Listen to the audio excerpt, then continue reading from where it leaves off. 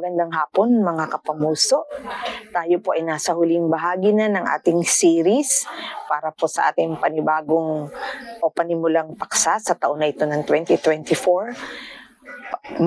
Bagong taon na may hindi nagbabagong Panginoon.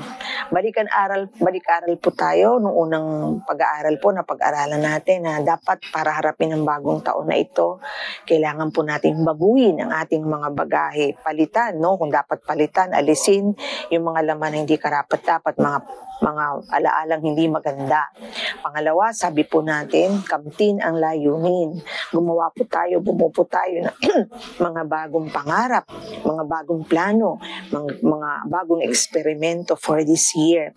At para magawa po ito, pangatlo nating week na pinag-aralan, ay magkaroon po tayo ng pagtitiwala sa sarili na kaya natin gawin ang lahat basta't kasama natin ang Panginoon. At syempre, noong nakaraang week naman po, pinag-aralan naman po natin na sa pagharap ng bagong taon, maganda yung meron tayong mga katropa. Kaya sabi natin, mamili tayo, piliin natin yung the best na katropa. At syempre po, bago natin iwanan ang ating paksa para sa pagharap sa bagong taon na ito ng 2024, gusto ko pong idagdag, no, yung isang bagay na hindi sa atin dapat mawala sa pagharap sa bagong taon na ito. Yun po yung ating gratitude sa Panginoon. Yung pagbabalik ng tanaw ng utang na loob sa Panginoon natin. Kaya po ang ating last topic for this series ay yung every new year is a blessing. Yung i-consider po natin na ang bawat taon na dumarating sa buhay natin ay isang blessing. Ano po ba yung mga dapat nating itanaw ng utang na loob sa Panginoon? Alam niyo po, mga kapamuso, napaka-importante po kasi na hindi mawala sa atin yung pagtanaw ng utang na loob. Bakit po? Di po ba, karaniwan kapag meron tayong utang na loob sa tao, hindi natin maiwasan na dalawa lang yan pwedeng iwasan natin o pwedeng lagi nating pasalamatan. Doon tayo sa positive side, di ba? Di ba kapag meron napakalaki po ng utang na loob natin sa isang tao, abot-abot lagi yung ating pasasalamat at nagsisikap tayo palagi na maging mabuti tayo para sa kanila, para in a way, maramdaman nila na yung pasasalamat natin ay bilang pagganti sa kanilang kabutihang loob sa atin. Ganun din naman po sa ating Panginoon, mga kapamuso. Para mas marap po natin ang taon na ito, dapat po tayong huwag mawalan ng gratitude o ng pasasalamat o pagtanaw ng utang na loob sa Panginoon. Unang-una po, lagi nating tatandaan, mga kapamuso, that everything is a blessing. Everything, lahat ng mga bagay na dumadaan sa atin araw-araw, yan po ay blessing. Lahat ng mga material na bagay na meron tayo, yung ating tirahan, inuupahan man yan o hindi, blessing yan sa Panginoon. Yung mga kinakain natin bawat araw, masarap man yan o hindi, simple man yan o bongga, iyan ay sa Panginoon. Yung ating good health, no, may sakit man tayo paminsan-minsan, no, lahat ng meron po tayo, no, lahat, pati trabaho natin, araw-araw, yan ay galing sa Panginoon. Ang sabi po ng Deuteronomy chapter 8, verse 17 to 18, pakibasa po.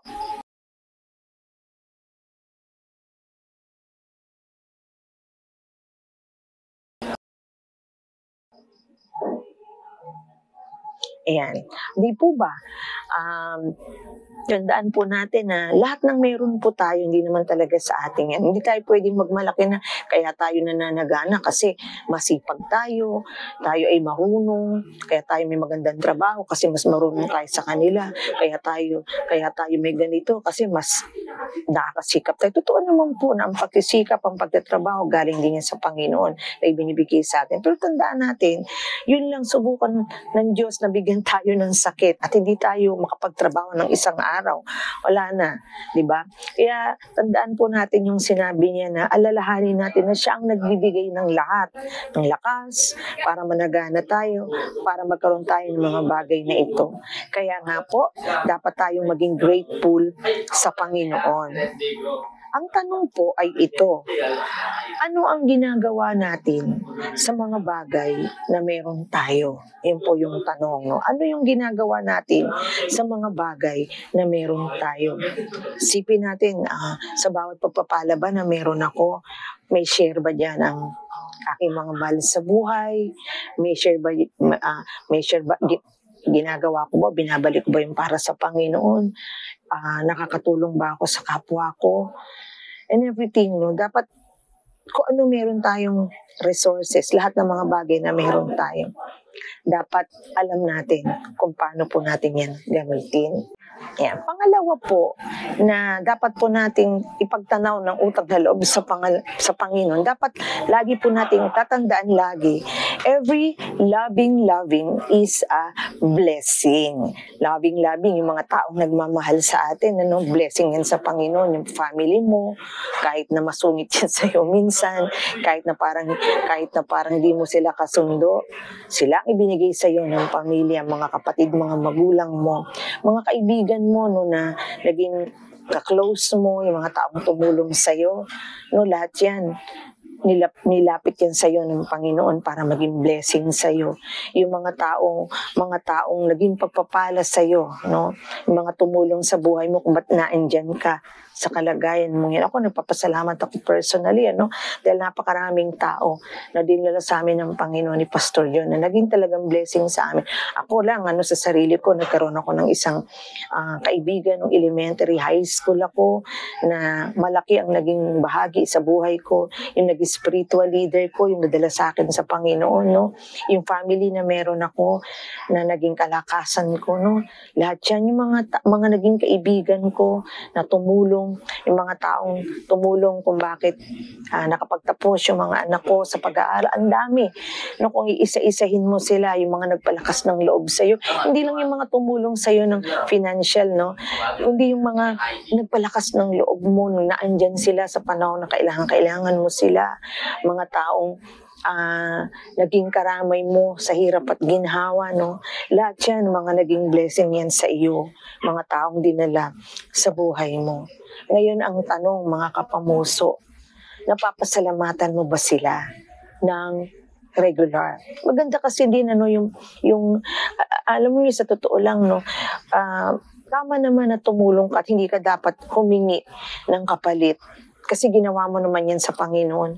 Pero kung minsan kasi yung mga tumutulong sa atin, no, kailangan din nila na malaman na ikaw mismo na tinulungan ay nagpapasalamat sa Kanya. Kaya maganda yung ipaabot natin ng verbal, ng personal, tawag dito, ng tapik man lang, no, yung maramdaman nila nagpapasalamat ka sa kanila. Ano ba naman yung simpleng chat, simpleng tawag, simpleng sabi, salamat kapatid, blessing ka talaga sa akin, no. Yung mga ganyan, lagi nating tatandaan, sila yung mga taong inilapit sa buhay mo ng Panginoon para hindi ka talaga ganap na mag-isa. Ayan. Pangatlo po, na dapat nating ipagtanaw ng utang na loob sa Panginoon lagi, no, sa bawat taon ng pagharap, yung number 3. Every kain is a blessing. O di ba mga kapamuso, alam naman natin, generally speaking, ang pagkain talaga, natin yan, comfort zone natin yan, madalas sabihin kapag nai-stress tayo, dinadaan natin sa kain, no? Totoo naman yan. Kaya, minsan tuloy na pagkakamala natin na yung mga taong mga chubby, mga matataba, walang problema. Kasi ang tataba nila, walang problema sila, no? Pero hindi natin alam minsan, kaya nagsisipagtabaan yan sa dami ng problema. Kasi nga ginagawa nilang, tawag dito, labasan ng sama ng loob ay pagkain. Totoo naman yan. Kasama ako dyan. Yung kapag nai-stress ka, may problema ka, gusto mo kumain na lang ng kumain. So, ang pagkain ay literally blessing yan. Pero tingnan natin din yung symbolical aspect niyan. Di ba? Kapag sinabi mong pagkain, di ba, naku-comfort ka, para kung ikaw ay napapahinga, di ba? Nagsisimbolize yan sa'yo ng relaxation, nagsisimbolize yan sa'yo ng comfort, ng contentment, di ba? Na Pag nandyan ka sa pagkain, parang feeling mo kontento ka, relax na relax ka. Yan, di ba? So, ang tanong, sabi ng Ecclesiastes chapter 2 verse 25, basahin nga natin. 1, 2, 3. Ayan, o di ba? Totoo naman kung wala ang Diyos, walang kasiyahan ang tao sa buhay. Di ba? Yan yung sabi natin kaibahan natin no sa mundo. Tayo kahit anong kalagayan natin, kontento tayo kasi may Diyos tayo. Tama naman, di ba? Sabi ng ganun nung Indian proverb na sikat, sabi nung lalaki, I grumbled because I have no shoes until I met a man without feet. Nagrereklamo ko kasi wala akong sapatos. Hanggang sa nakakilala ko ng isang taong walang paa. Nang ibig sabihin, reklamo tayo ng reklamo sa kalagayan natin sa buhay. Pero kung isipin naman natin, merong iba dyan na mas malala at masahol pa yung kalagayan sa atin. At yun ay isang bagay na dapat nating ipagpasalamat mga kapamuso. Na lahat ng comfort na nararamdaman natin sa bawat araw, lahat ng kapayapaang nararamdaman natin sa bawat araw, sa gitna ng mga problema na hinaharap natin sa bawat araw, sa gitna ng mga pinagdadaanan natin, no? Blessing kay Lord dyan. No, every kain is a blessing, every rest, every comfort, every relaxation, no, every peace of mind, yan ay blessing galing sa Panginoon.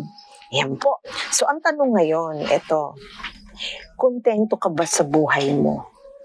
Yan. Masaya ka ba sa buhay mo? Na-enjoy mo ba ang buhay mo na meron ka ngayon? Iyon. So, yan po ang magandang tanong sa atin, ano? Okay.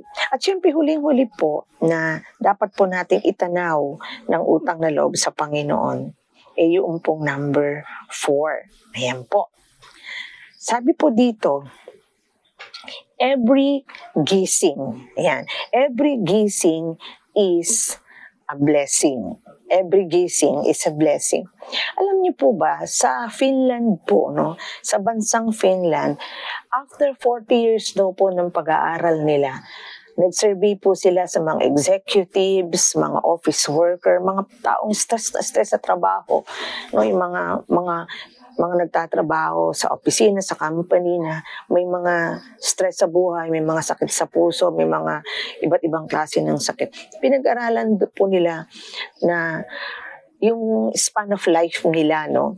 At sabi pong gano'n ng kanilang pag-aaral, after 40 years daw po, no? Sabi po ng pag-aaral nila na, yun daw pong mga empleyado na nagbabakasyon, nagli-leave every year, para magkaroon ng relaxation, no, o ng pahinga. Sila daw po yung mas mahaba ang buhay. O, di ba? Yan ibig pong sabihin, kailangan din po talaga natin ng pahinga. Kailangan din po natin ng paminsan-minsang personal reflection every day, no? Para sa gayon, yung ating isip, mapahinga, yung ating katawan, mapahinga. Every gising is a blessing. Yung health mo, no? Yung pagbangon mo sa umaga, blessing yan. Kasi ilan ba ang taong namamatay araw-araw na hindi na nagigising? O yun lang, magising tayo, no? Every day, blessing na yan, ano? Yung health na meron tayo, no? Blessing yan sa Panginoon. Yung idea na, wow, buhay pa ako. O nga po, di ba, pag nag-pray po kami ni Jehan, laging paborito naming salita. Kasi nag-night prayer, nagkakaroon kami ng night prayer. Paborito namin prayer, ganito, Lord, kung loloobin mo pa po, na bukas magising pa kami, no? Maging malakas po uli kami sa panibagong araw. Laging ganun. Kasi hindi natin alam ang buhay natin, na bukas ba may buhay pa tayo? Hindi natin alam kung ngayon okay na okay tayo, tas yun pala, kinabukasan hindi na tayo magigising. So every gising is a blessing. Hanggang may buhay tayo, hanggat may hininga tayo, no? Hindi tayo pwedeng, wala tayong karapatang magreklamo sa buhay. Kasi yung dapat na buhay tayo bawat araw. Yan lang mismo, no? Yan lang, ipagtanaw mo ng utang na loob sa Panginoon. Yun lang umabot tayo ng 2024. No? Kaya nga 'di ba, lagi kong sinasabi sa mga kananayan, no? Hindi ako nahiyang sabihin ng edad ko, no? Kapag may nagtatanong. Kasi minsan, di ba tayo, mga nagbibiro-biro, pag tinatanong na yung edad, sabihin natin T4, T3, T5.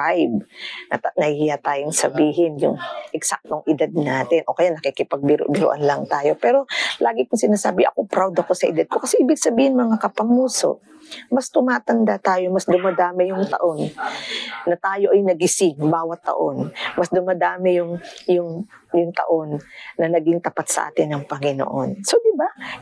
Umabot tayo sa taon na to na 2024 and who knows, aabot pa tayo ng 2025, 2026 and so forth. Nabuhay pa rin tayo. Yan lang po ay pwede nating ipagpasalamat na every gising is a blessing. Ayan. So, mga kapamuso, paulit-ulit lang ang taon, no? 2024 ngayon. Pinag-uusapan natin itong series na ito kasi gusto nating magbigay ng inspirasyon sa bawat kapamuso natin na tingnan natin na ang bawat taon na isang talagang punong-puno sa atin ng challenge. Kaya ito yung ating panimulang paksa. Tandaan po natin, kasama natin ang Diyos sa bawat taon ng pagpasok. At syempre with that, summarize po natin sa 3L yung ating pinag-aralan. Pagsama-samahin natin. 3L, 3 rule na L na dapat po nating taglayin. Una, leave your past. Kalimutan na yung mga pangit na nakaraan. Pangalawa, love your present. Enjoy mo yung ngayon, Enjoy mo ngayon. Lahat i-explore mo. At pangatlo, look forward to your future. Maging excited tayo sa darating na mga bukas, I-look forward natin na may pagsisikap sa buhay. Mga kapamuso, maraming salamat po. Manigong bagong taon sa lahat. Manigong bagong taon dahil tayo ay may nagbabagong Panginoon. Tayo po'y manalangin. Salamat sa iyo, Panginoong Jesus, sa halos 5 weeks na aming pinag-aralan ang series na ito bilang panimula sa pagpasok ng panibagong taon na ito ng 2024. Mahamon po kami, Panginoon, na mamuhay kami sa taon na ito at susunod pang mga taon taglay-taglay, Panginoon, ang mga inspirasyon na ito na aming napag-aralan. Sa gayon, higit kaming maging mas masaya. Sa gayon, higit kaming mas maglingkod sa iyo. Sa gayon, higit kaming mas maging mapagmahal sa aming kapwa. Sa gayon, Ama, mas umasenso pa kami sa aming mga personal na buhay. Sapagkat lagi po namin tatandaan, Ama, na kahit nagbabago ang taon-taon, ikaw, Panginoon, kailanman ay hindi magbabago. Kasama ka namin, Panginoon, sa lahat ng panahon. Salamat po sa pangalan ni Jesus. Amen.